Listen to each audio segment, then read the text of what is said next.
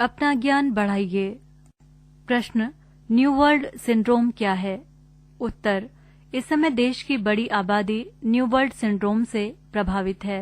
ये कीटाणु या संक्रमण द्वारा होने वाली बीमारी नहीं है, बल्कि जीवन शैली एवं आहार संबंधी आदतों के कारण होने वाली बीमारियों का एक समूह है। न्यू वर्ल्ड सिंड्रोम से प्रभावित लोग मोटापा, उच्च रक्तचाप, दिल संबंधी अन्य रोग, मधुमेह आदि गैर संक्रमणीय रोगों से पीड़ित होते हैं।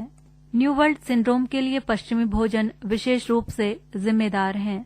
इन सभी खाद्य पदार्थों के कारण शरीर में वसा, नमक, चीनी, कार्बोहाइड्रेट और परिष्कृत स्टार्च मानव शरीर में जमा हो जाते हैं और मोटापे का कारण बनते हैं। प्रतिस्पर्धा व काम का दबाव वाली नौकरियों और आराम ने परंपरागत व्यवसायों व शारीरिक गतिविधि की आदत को बदल दिया है। इसकी वजह से शारीरिक गतिविधि कम और मस्तिष्क संबंधी परिश्रम अधिक होता है। ये भी न्यू वर्ल्ड सिंड्रोम का एक कारण है। शरीर का वजन सामान्य से अधिक होने पर मधुमेह का खतरा बढ़ जाता है।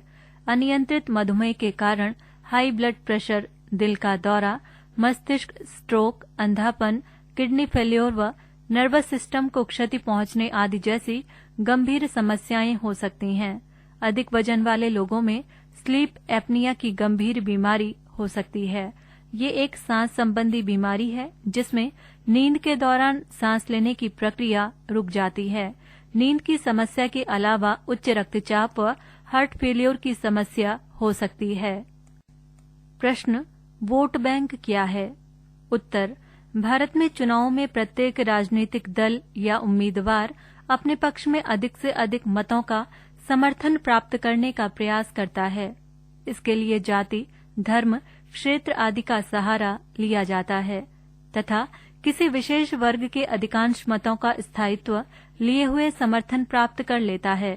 इन्हीं मतों को वोट बैंक कहा जाता है, जिन्हें राजनीतिक दल या नेता या उम्मीदवार कभी भी कैश करा सकता है। प्रश्न, निर्वाचन में नोटा क्या होता है? उत्तर, नोटा अर्थात नन ऑफ द अबव अर्थात उपर्युक्त में से कोई भी नहीं। मतदाता को ये अधिकार दिया गया है कि निर्वाचन में सभी उम्मीदवारों को वो पसंद न करे तो नीचे दिए गए नोटा के विकल्प को चुन सकता है। भारत में उच्चतम न्यायालय द्वारा 2009 में दिए गए निर्देश के बाद इसे निर्वाचन आयोग ने मतपत्र या वोटिंग मशीन में सम्मिलित किया। इस नोटा मत को निर्वाचन की मतगणना में सम्मिलित नहीं किया जाता, अतः इसका जीत या हार पर कोई प्रभाव नहीं पड़ता। प्रश्न, निर्वाचन में नोटा क्या होता है? उत्तर, नोटा अर्थात नन ऑफ द अबव अर्थात उपर्युक्त में से कोई भी नहीं। मतदाता को ये अधिकार दिया गया है कि निर्वाचन में सभी उम्मीदवारों को वो पसंद न करे तो नीचे दिए गए नोटा के विकल्प को चुन सकता है। भारत में उच्चतम न्यायालय द्वारा 2009 में दिए गए निर्देश के बाद इसे निर्वाचन आयोग ने मतपत्र या वोटिंग मशीन में सम्मिलित किया। इस नोटा मत को निर्वाचन की मतगणना में सम्मिलित नहीं किया जाता, अतः इसका जीत या हार पर कोई प्रभाव नहीं पड़ता। प्रश्न, बौद्ध धर्म में निर्वाण की अवधारणा क्या है?